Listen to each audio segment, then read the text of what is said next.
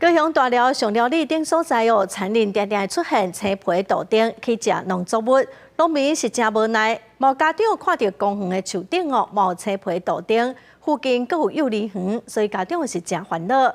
高雄市农业局就随派人去掠，一天就掠到74只。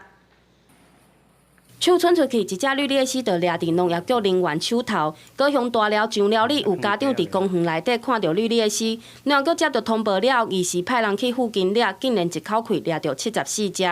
最近正好是适合绿鬣蜥繁殖的季节，所以我们连续在5月24、25号连续2天出动，针对热点来进行巡查，一共捕捉了74只大大小小的绿鬣蜥。体型袂细的绿鬣蜥趴伫树仔顶，地点就伫上寮里这个公园，因为边仔就是幼稚园，嘛互家长烦恼，惊到囡仔也是造成伤害。幼幼班老师发现的，对，然后我刚好带小朋友来这边玩，对，然后他就说，那边有绿鬣蜥。会啊，这边很多小朋友都在这边玩啊，还有学校啊。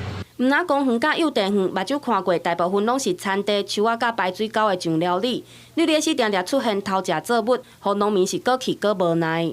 伊咧逐工来伊咧固定食迄个所在啦。辛辛苦苦植栽的农作物都会被这些绿鬣蜥全部都吃掉，其实算毁损蛮严重的。高雄一年大约会使掠到5000只绿鬣蜥，里长表示，大量的绿鬣蜥已经影响居民生活。